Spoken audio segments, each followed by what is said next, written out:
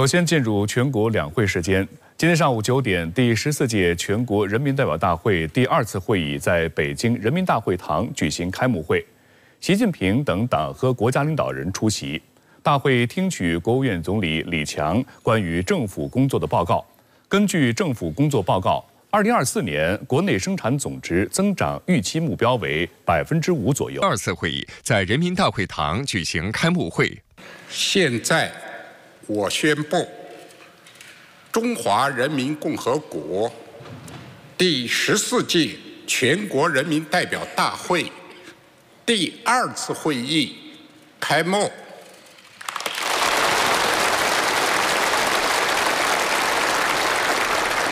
请全体起立，唱国歌。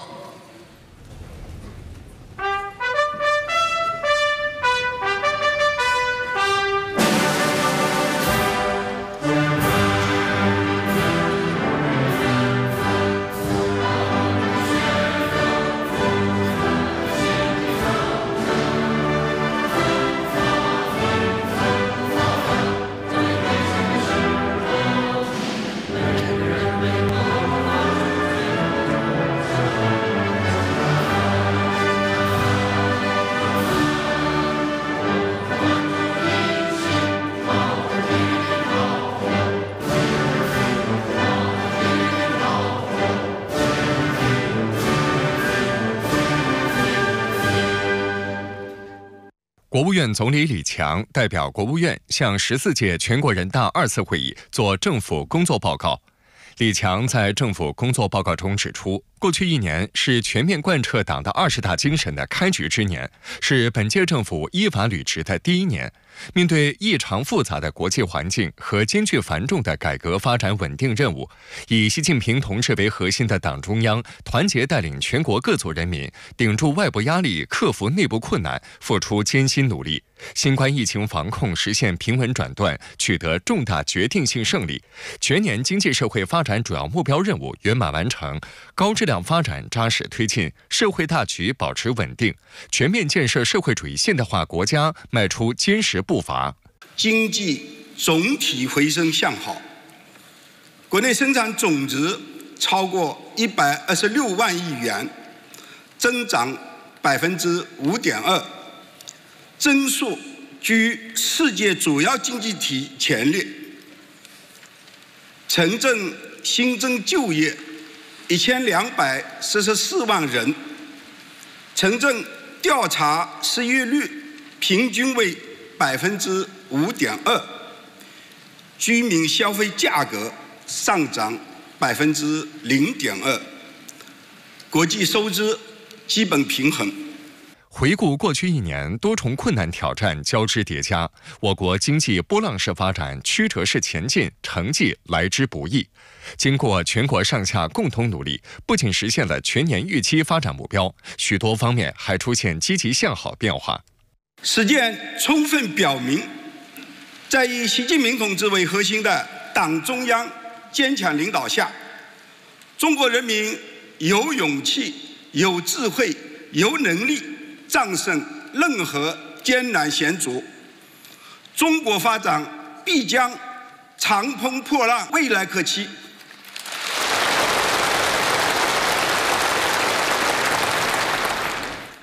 李强介绍，1年来加大宏观调控力度，推动经济运行持续好转，依靠创新引领产业升级，增强城乡区域发展新动能，深化改革扩大开放，持续改善营商环境，强化生态环境保护治理，加快发展方式绿色转型，着力抓好民生保障，推进社会事业发展，全面加强政府建设，大力提升治理效能，中国特色大国外交全面推进。过去1年取得的成绩，根本在于习近平总书记领航掌舵，在于习近平新时代中国特色社会主义思想科学指引，是以习近平同志为核心的党中央坚强领导的结果，是全党全军全国各族人民团结奋斗的结果。李强表示，在肯定成绩的同时，我们也清醒看到面临的困难和挑战。世界经济增长动能不足，地区热点问题频发，外部环境的复杂性、严峻性、不确定性上升，我国经济持续回升向好的基础还不稳固，有效需求不足，部分行业产能过剩，社会预期偏弱，风险隐患仍然较多，国内大循环存在堵点，国际循环存在干扰，部分中小企业经营困难，就业总量压力和结构性矛盾并存，公共服务仍有不少短板。一些地方基层财力比较紧张，科技创新能力还不强，重点领域改革仍有不少硬骨头要啃，生态环境保护治理任重道远，安全生产的薄弱环节不容忽视，政府工作存在不足，形式主义、官僚主义现象仍然较突出，一些改革发展举措落实不到位，有的干部缺乏担当实干精神，消极避责，做表面文章，一些领域腐败问题仍然多发，我们一定直面问题和挑战，尽心竭力做好工作，绝不辜负人民期待和重托。李强指出，综合分析研判，今年我国发展面临的环境仍是战略机遇和风险挑战并存，有利条件强于不利条件，经济回升向好、长期向好的基本趋势没有改变，也不会改变，必须增强信心和底气。李强在政府工作报告中提出，今年发展主要预期目标：国内生产总值增长5%左右，城镇新增就业1200万人以上，城镇调查失业率5.5%左右，居民消费价格涨幅3%左右，居民收入增长和经济增长同步，国际收支保持基本平衡，粮食产量1.3万亿斤以上，单位国内生产总值能耗降低2.5%左右，生态环境质量持续改善。李强在政府工作报告中提出今年经济社会发展政策取向。李强指出，我们要坚持稳中求进，以进促稳，先立后破。积极的财政政策要适度加力，提质增效；稳健的货币政策要灵活适度，精准有效。增强宏观政策取向一致性，把非经济性政策纳入宏观政策取向一致性评估，强化政策统筹，确保同向发力，形成合力。完成今年发展目标任务，必须深入贯彻习近平经济思想，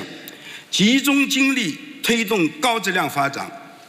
强化系统观念，把握和处理好重大关系，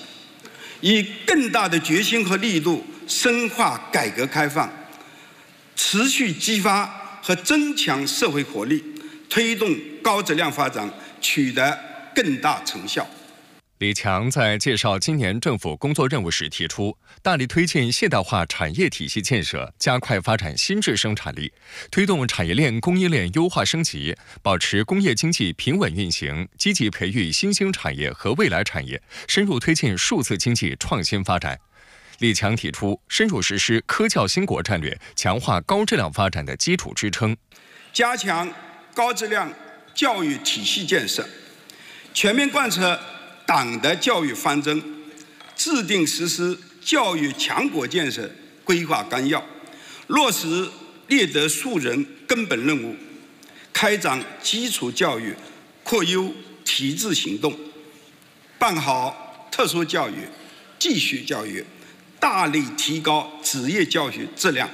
李强提出，着力扩大国内需求，推动经济实现良性循环，坚定不移深化改革，增强发展内生动力，扩大高水平对外开放，促进互利共赢，更好统筹发展和安全，有效防范化解重点领域风险，坚持不懈抓好三农工作，扎实推进乡村全面振兴，加强粮食和重要农产品稳产保供，各地区都要扛起保障国家粮食安全责任。我们这样一个人口大国，必须始终把饭碗牢牢端在自己手上。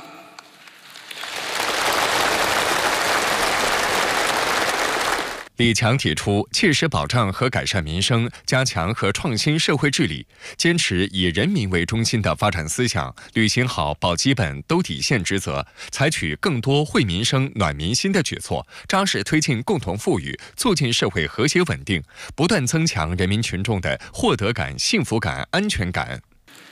居民医保人均财政补助标准提高30元，深化公立医院改革，引导优质医疗资源下沉基层，加强社会保障和服务。城乡居民基础养老金月最低标准提高20元，继续提高退休人员基本养老金，加强城乡社区养老服务网络建设，健全生育支持政策，减轻家庭生育、养育、教育负担。在国防和军队建设方面，李强在政府工作报告中表示，新的一年要深入贯彻习近平强军思想，贯彻新时代军事战略方针，坚持党对人民军队的绝对领导，全面深入贯彻军委主席负责制，打好实现建军100年奋斗目标攻坚战，全面加强练兵备战，统筹推进军事斗争准备，抓好实战化军事训练，坚定捍卫国家主权、安全、发展利益。加快实施国防发展重大工程，各级政府要大力支持国防和军队建设，巩固发展军政军民团结。在港澳台工作方面，李强表示，我们要继续全面准确、坚定不移贯彻一国两制、港人治港、澳人治澳、高度自治的方针，坚持依法治港治澳，落实爱国者治港、爱国者治澳原则，支持香港、澳门发展经济、改善民生，发挥自身优势和特点，积极参与粤港澳大湾区建设，更好融入国家发展大局，保持香港、澳门长期繁荣稳定。我们要坚持贯彻新时代党解决台湾问题的总体方略，坚持一个中国原则和9·2共识，坚决反对台独分裂和外来干涉，推动两岸关系和平发展，坚定不移推进祖国统一大业，深化两岸融合发展，增进两岸同胞福祉，同心共创民族复兴伟业。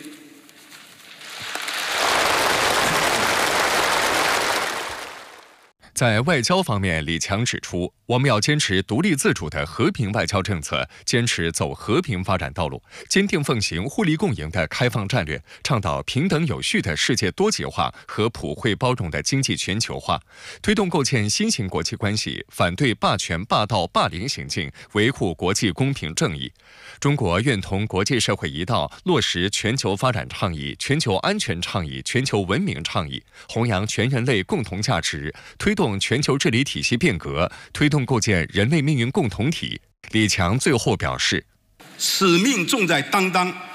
奋斗创造未来。我们要更加紧密地团结在以习近平同志为核心的党中央周围，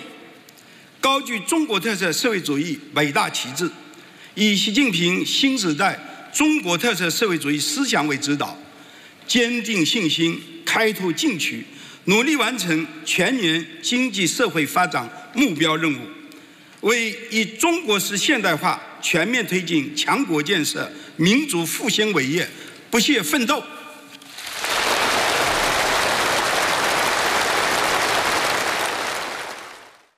李强总理在政府工作报告中特别强调，综合分析研判，今年我国发展面临的环境仍是战略机遇和风险挑战并存，有利条件强于不利因素。只要我们贯彻落实好党中央决策部署，紧紧抓住有利时机，用好有利条件，把各方面干事创业的积极性充分地调动起来，一定能够战胜困难挑战，推动经济持续向好，行稳致远。开幕会之前，14届全国人大2次会议首场代表通道在人民大会堂中央大厅北侧举行，多位全国人大代表现场接受媒体集中采访。全国人大代表空军航空旅某旅副参谋长高忠强首先亮相。高忠强是一名金头盔飞行员，他介绍了空军官兵日常训练的细节。在训练中，我们最大要承受8、9个 G 的载荷，相当于8、9倍的体重压在身上。我们要忘记身体的疼痛反应，将全部注意力集中于飞行和战术，将飞行技术、应变能力变成自己的肌肉记忆。只有锤炼最过硬的作风，才能够打最硬的仗。这不仅是每名飞行员的日常，也是每名空军官兵的状态。高中强也点赞90后、00后的年轻战友，称他们不仅有能力、有担当，而且有激情、有干劲。他们始终把自己的青春和梦想融入到强军事业当中，就像一群翱翔天空的雄鹰，飞越祖国的蔚蓝海岸，俯瞰祖国的戈壁高原，天南海北，日夜兼程，搏击长空，有效履行使命，在强军道路上奋力跑出自己的加速度。被称为中国民航英雄机长的刘传健，既是全国人大代表，也是中国民用航空飞行学院的总飞行师。2018年，刘传健驾驶的飞机在1万米高空遭遇挡风玻璃开裂，他用34分钟成功迫降，救下了128人。刘传健在今天的代表通道中分享了自己的飞行故事。手里握着的不仅仅是驾驶杆，而是鲜活的生命。面对的不仅仅是冷冰冰的机器和设备，而是无数幸福的家庭。每一次我飞行的时候都看不到旅客，可是当飞机准备滑行、准备起飞的时候，我都会对我身后所有的旅客默默地说一句：把你们安全送到目的地是我的责任。全国人大代表奇瑞控股集团党委书记、董事长尹同跃接受采访时表示，下一个10年，我们不仅仅要追求销量和规模的全球第一，更要在技术创新能力、品质口碑、社会责任方面争取做到全球领先。中国企业，特别是中国汽车，还要继续加大研发投入，加大品牌建设投入，打造极致的产品力，为中国这个制造，为中国创造，为中国品牌这个增光添彩，镀上金子，这个让为全球的用户追求更美好的生活方式呢，提供中国的智慧。2023年，包括太阳能电池在内的我国新3样出口已经超过了1万亿元，有望成为中国制造新的名片。全国人大代表天合光能股份有限公司董事长高继凡介绍，2012年光伏行业遭遇寒冬，全行业亏损，很多人建议他砍掉研发投入，但他坚持什么费用都可以砍，就是不能砍研发投入。研发投入每年持续加大，我们累计投入超过230亿元。正是由于长期的投入，我们的发明专利拥有量全球领先，25次创造世界纪录，获得中国工业大奖和国家技术发明奖。我们的晶体硅电子技术全球领先，正在加速取得钙钛矿叠升电池的技术制高点，把核心技术牢牢地掌握在我们手中。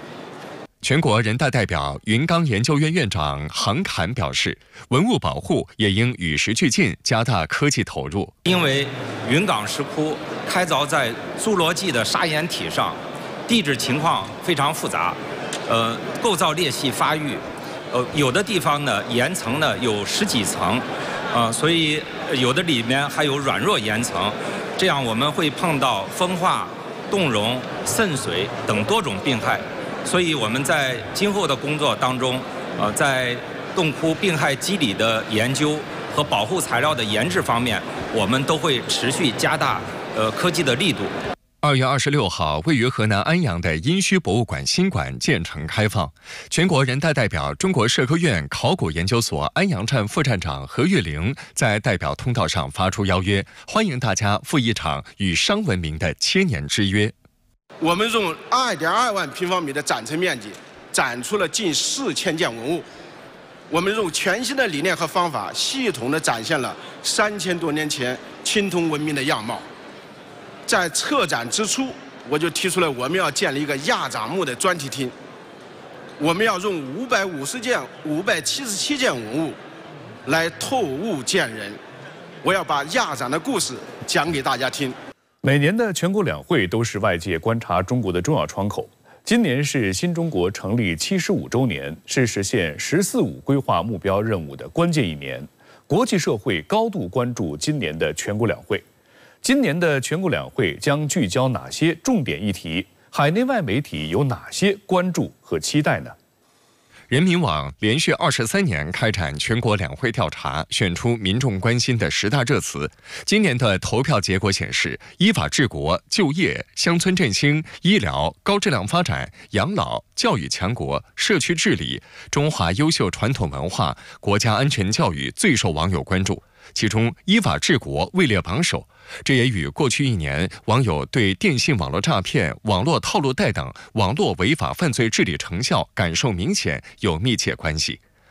深圳卫视注意到，港澳台媒体对于全国两会也予以高度关注。香港大公报在其网站上特别设立2024全国两会报道专区，并且派出多路记者参会，重点聚焦港区代表委员将传递何种声音。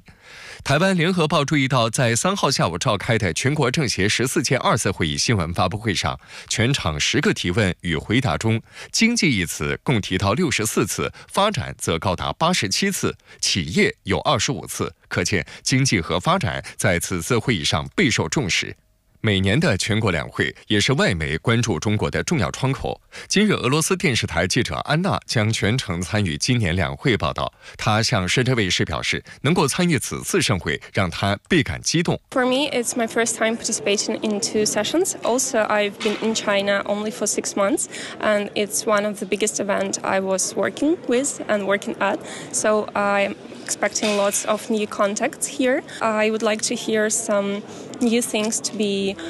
told by the spokesperson. 新加坡亚洲新闻台表示，中国每年最重要的政治活动已经在北京启动。期间，中国领导人将制定今年发展的路线图，以应对众多挑战。This year, the question is what growth target will be set by China's premier when he delivers his government work report tomorrow, and what sort of stimulus measures will be rolled out. 新加坡联合早报指，从3号全国政协14届2次会议新闻发布会上记者一座难求的情况来看，今年的两会已经基本摆脱新冠疫情的影响，恢复到了疫情前的热闹倾向。报道指，今年两会的看点主要来自于李强总理的政府工作报告，其中包括中国今年经济增长目标、中国军费的增长幅度、如何推进重点领域改革、如何优化民营企业营商环境、如何推进国有企业改革和金融体制改革、如何提振消费、如何发展人工智能、绿色经济等新质生产力、如何保障民生、稳定就业、如何扩大开放、稳定外资等等。彭博社4号制作了1小时30分钟的专栏节目，讨论今年的中国两会将如何布局中国经济发展。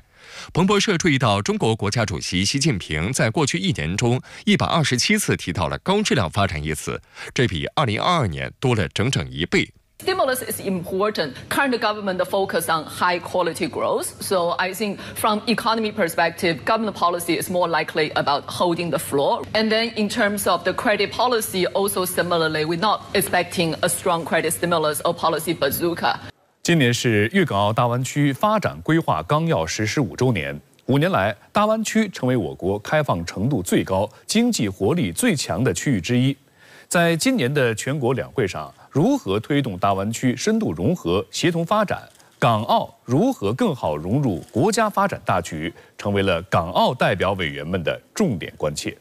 当然，我们很期待这个速度可以快一点啊，大概这个节奏能够合拍一点啊，这个是一直以来我们都在推动啊，所以香港的这个北部都会区跟深圳的融合、前海啊，还有这个跟整个湾区的产业的一些对接，我觉得这个就是大家一直共同的一个目标，加大这个两地这种规划产业的对接。香港港口啊，应该担任一个更重要的一个角色，增加我们跟大湾区内港口这个合作。比如说我们盐田靠东边我们南沙港在西边，这个货物这个运送可以呢各自担任自己的一个优势。比如说香港做这个贸易物流这个中枢这个枢纽呢应该要加强，以致3个港口呢优势互补错位发展呢也是好处另外就是加强这个人流物流这个发展，让这个大湾区这个市民能够自由往来。我自己是非常关心国家建设金融强国。第一呢，就是我提出了在互联互通的机制上面，怎么样把新股通也纳进去。意思就是说，在两地上市的新股，都给对方的投资者能够投资认购这个上市的新股。第二条呢，就是又是在互联互通、深港通、沪港通的机制上面呢，希望扩大就是交易所。买卖基金，最后我也提出呢，就是通过香港这个智力评审局以及广东省的教育厅，对于两地的职业教育專才能夠致力互認，希望可以將呢個嘅大灣區深圳嘅住戶啦，可以變成一周行就變成1000多行。如果假設香港嘅承受力係可以嘅話咧，都希望可以變成呢係全部都1000多行。香港真的是一定要擁抱大灣區，大力的融入國家發展大局，背靠祖國，面向世界，發揮我們的金融中心的地位。兩地的人民就是那個無雙往來，讓更多的香港人到大灣區，然後更多的大灣區的人過來香港，還有澳門吧。大灣區的9個城市加港澳地區，都是全力以赴、不遺餘力的去按照這個綱領去實施的。我相信接下來那個前景肯定是很亮麗的，因為現在目前經濟總量已經到了13萬億了。最好是用好香港的金融平台啦，因為香港金融平台比較國際化。我希望借助香港平台，很多基金能進到香港。民心相通，我們要多交流，從不同的角度、不同的範疇，比如說文化的交流、體育的交流，我們學習的交流青年交流也可以了還有我們在這個工商界也有跟大灣區多交流。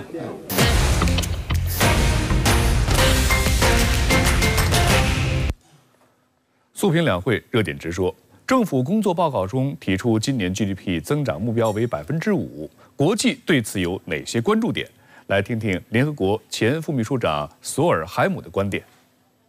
I think maybe the biggest interest will be to the economy, because there is a great anticipation that economic development in China will also help grow the global economy and provide jobs and prosperity in other parts of the world. So people are eager to see how the political leadership will stimulate economic growth in China, and particularly be a great interest to how they will stimulate the green economy, because that has been the main driver of economic development in the last year. I mean, in 2023, green development was by far the biggest driver of the Chinese economy, and this combination of economic development and green development, I think, will be what's galvanizing most international interest for the two sessions. 两会愿景 AI 会科技赋能创未来。全国两会期间，正午看天下联合深圳广电集团 AI 实验室推出数字人与 AI 绘图互动节目。政府工作报告提出，要大力推进现代化产业体系建设，加快发展新质生产力。那么，通过智能学习两会热词“新质生产力 ”，AI 将描画出怎样的未来城市景象呢？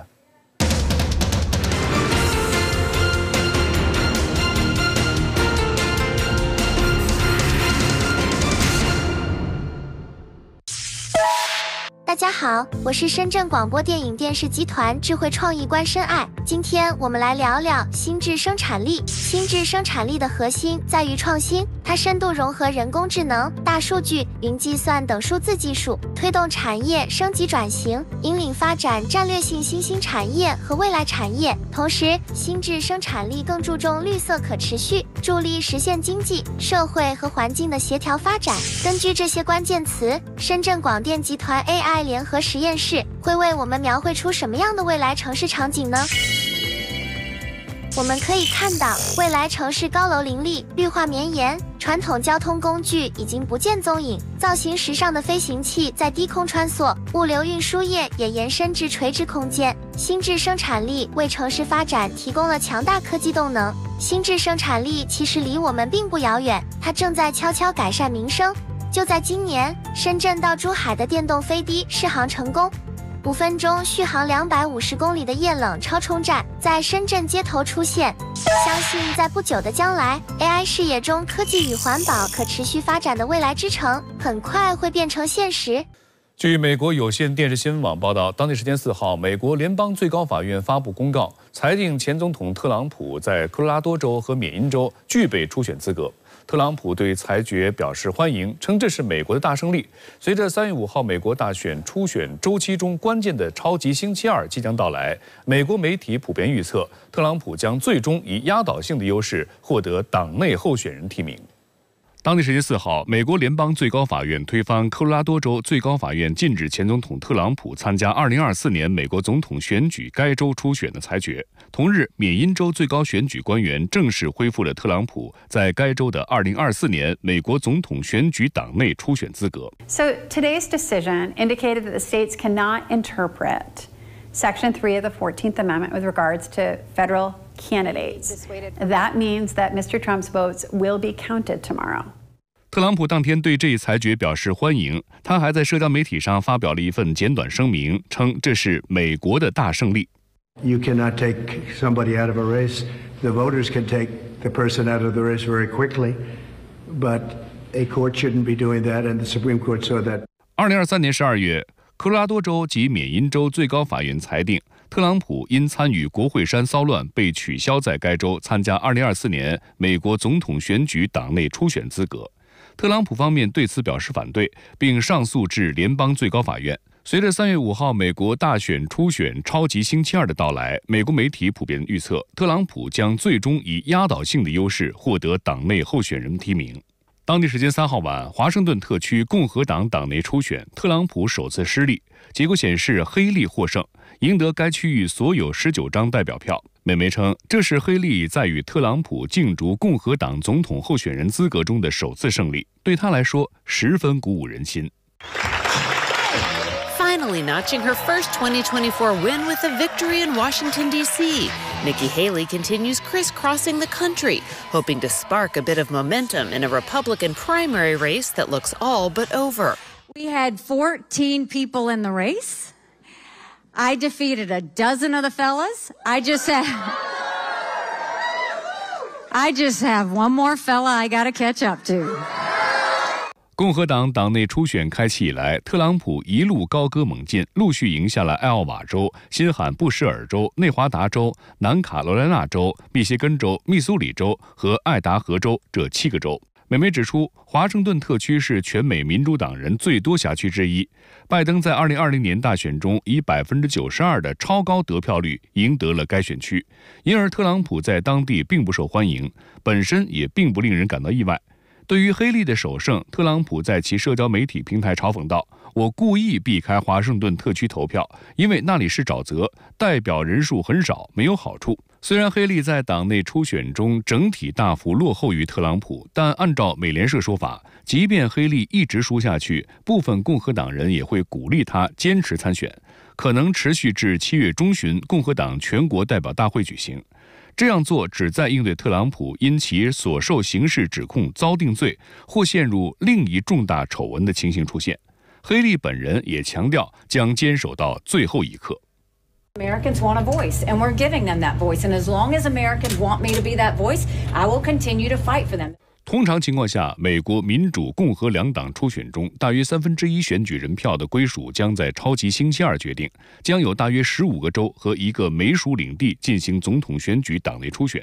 如果能在超级星期二取得较大优势，基本就能锁定最后提名。而失败的参选者几乎没有机会挽回败局。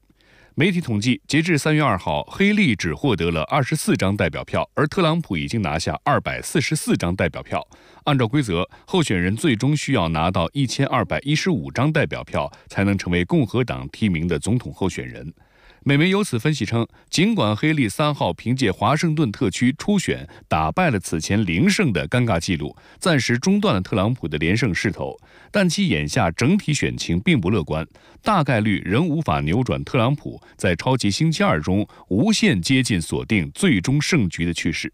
另一边，特朗普也不忘持续挖苦打击老对手拜登。2月29号，特朗普和拜登几乎前后脚到访位于德克萨斯州的美墨边境。特朗普在对公众发言时，再次对拜登展开抨击。He's a terrible president, the worst president our country's ever had, probably the most incompetent president we've ever had. 此前，特朗普在马里兰州发表演讲期间，再次上演拿手的拜登模仿秀，讽刺其年老糊涂状态。Thank you. Where am I? Thank you. And then he goes, and he points. You ever notice? And it's always he ends up going in the opposite direction ultimately. But he goes, and then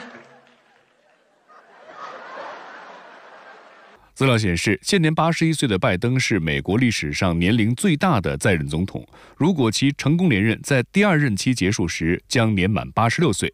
当地时间2月28号，美国白宫公布总统拜登的体检结果显示，他是一位健康、活跃、强健的81岁男性，仍适合履行职责。但拜登屡次在公开场合犯糊涂的表现，仍成为外界诟病、质疑其是否有能力连任的重要因素。尽管拜登在争取连任的道路上面临许多障碍，但钱这方面完全不需要操心。彭博社近日透露，支持拜登的团体承诺出资超过7亿美元，帮助他击败对手特朗普。除此之外，2月份拜登竞选团队已经获得1.3亿美元资金。相比之下，特朗普的财务状况开始出现裂痕，其竞选团队花费资金已经超过1月筹集的资金额。联盟政治行动委员会也已为其诉讼案花费数百万美元，这些钱本来可以投入到竞选之中。共和党全国委员会筹款活动也落后于民主党。然而，无论谁拔得头筹，美国民众似乎都并不买账。美国马萨诸塞大学今年2月发起的民调显示，60%的美国人认为，假如在2024年总统大选上演拜登和特朗普的再次对决，对美国而言不是好消息。